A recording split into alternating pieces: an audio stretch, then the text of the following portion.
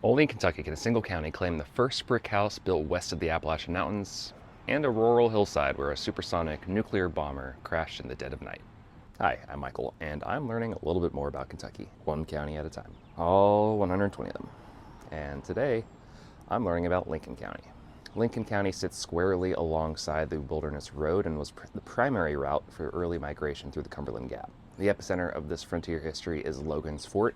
In 1775, pioneer Benjamin Logan recognized the strategic advantage of a reliable water source called Buffalo Spring. He established a settlement there, originally called St. Asaph, and by 1777, Logan had completed a rectangular stockade featuring heavy blockhouses at the corners. He even dug a concealed subterranean trench that allowed defenders to safely access spring water during a prolonged siege. That engineering foresight proved vital during the Bloody Sevens. This was the brutal year of 1777 when British allied Native American forces launched coordinated offensives against Kentucky strongholds. In May of that same year, a milking party outside the fort was ambushed by Shawnee warriors. Benjamin Logan darted from the fort under heavy gunfire to rescue a wounded settler named Burr Harrison. The fort, manned by only a dozen able-bodied men alongside capable women, endured a grueling month-long siege but ultimately held the line. Had Logan's fort fallen, the Virginia militia would have likely have evacuated all remaining settlers back across the Appalachian Mountains, and that single defeat could have severely altered the trajectory of American westward expansion. Instead, the fort was able to survive and become a vital administrative hub. It hosted the first land court in 1779 and even served as the location for the 1778 court-martial of Daniel Boone. Boone was accused of treason, but subsequently acquitted. In 1780, the Virginia General Assembly officially established Lincoln County. It was one of the three original counties created when the sprawling territory of Kentucky County was dissolved. At its inception, Lincoln County covered roughly one-third of the entire modern Commonwealth. It stretched from the Kentucky River all the way down to the Tennessee border. Over the decades, its vast territory was partitioned to create numerous other counties, and this earned it the proud historical moniker of the Mother of Counties. The county was named in honor of General Benjamin Lincoln, a prominent Continental Army commander, and by 1786 the settlement surrounding Logan's Fort had grown enough to receive a formal charter. It officially became the town of Stanford and assumed its role as the permanent county seat. Stanford is recognized today as the second oldest permanent settlement in Kentucky. The name's origin is debated. Some believe it comes from Stamford, England. Others suggest it evolved from the phrase standing fort because the local stockade never fell to an attack. Unlike many neighboring municipalities, Stanford's archives are entirely intact. The courthouse never suffered a catastrophic fire. They maintain original land deeds dating back to November 1789, including grants issued to pioneers Daniel Boone and Simon Kenton. While Benjamin Logan secured the county militarily, another pioneer named William Whitley left an enduring architectural mark. Arriving in the 1770s, Whitley became a noted frontiersman, and between 1787 and 1794, he constructed a sprawling estate known as Sportsman's Hill near the community of Crab Orchard. It's widely considered to be the first brick house constructed in Kentucky. And because the threat of native attacks remained high, the home was designed explicitly as a fortress. Diamond-patterned brick walls were exceptionally thick. The windows were elevated high above the ground to prevent forced entry. The glass for those windows, by the way, had to be painstakingly transported through the Cumberland Gap via mule pack. Beyond its architecture, Sportsman's Hill served as the genesis point for the early American equestrian culture. Whitley constructed the first circular horse racing track west of the Appalachian Mountains. In a deliberate act of post-revolutionary defiance against British sporting customs, Whitley mandated that his track be constructed of clay dirt rather than turf grass. He also required that the horses race counterclockwise, funny enough, rather than just clockwise. These parameters altered the trajectory of American equestrian sports, establishing the standardized operating rules that we know today at events like the Kentucky Derby. As the 19th century progressed, the geological anomalies of the Knobs region catalyzed a vibrant economic era. Local entrepreneurs capitalized on the natural mineral springs to open commercial resorts. They tapped into the medical consensus regarding the curative powers of hydrotherapy. And the community of Crab Orchard quickly became known in elite circles as the Saratoga of the South. It drew wealthy planters, politicians, and socialites from all over the eastern seaboard who came to bathe in the water. At its peak, the new hotel built by Isaac Shelby III was a marvel of rural luxury. It featured over 250 rooms, modern gas lighting, extensive promenades, and even bowling alleys. However, the advent of the automobile in the early 20th century allowed tourists to travel further distances bypassing stationary resorts. And so Crab Orchard Springs suffered a terminal decline and permanently closed its doors in 1922.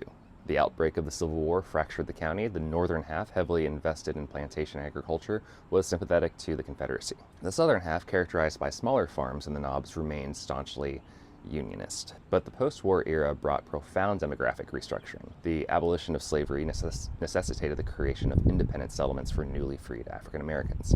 This led to the rapid genesis of free towns like Bonnyville, Logantown, and Chicken Bristle.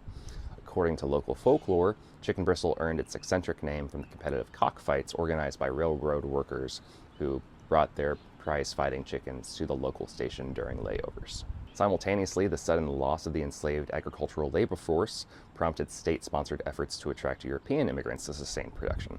In the 1880s, a planned community named Ottenheim was established in south-central Lincoln County. It quickly attracted over 100 Swiss, German, and Austrian immigrant families.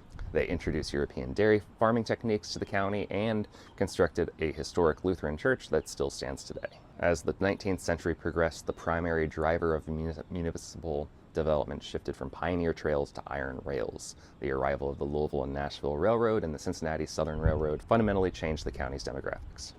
Towns fortunate enough to secure a rail depot exploded in commercial viability. The community of McKinney, originally the site of the 1792 frontier fort, transformed into a timber shipping hub when the Cincinnati Southern laid tracks through the area in 1874. Further south, the topography of the Knobs required extraordinary engineering.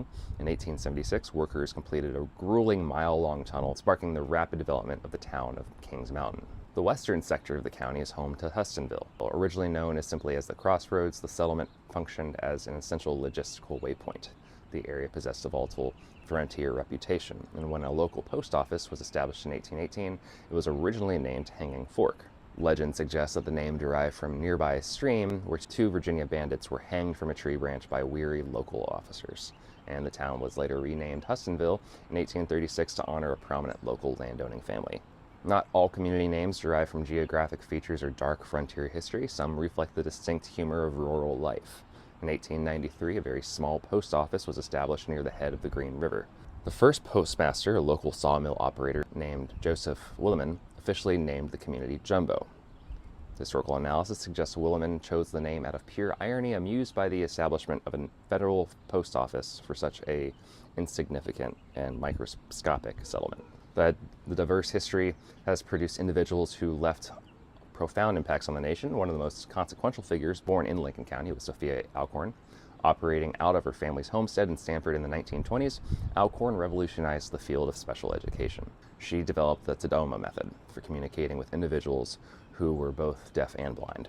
Named after her first two students, Ted Chapman and Oma Simpson, this tactile method involves the deaf-blind individual placing their hand directly on the speaker's face. The student rests their thumb lightly on the speaker's lips, spreading their fingers across the cheek and upper neck, and this positioning allowed the students to feel the vibration of the vocal cords, the movement of the jaw, and the expulsion of air from the cheeks. Widely utilized internationally between 1930 and 1960, Alcorn's innovation broke through walls of sensory isolation decades before the advent of modern technology.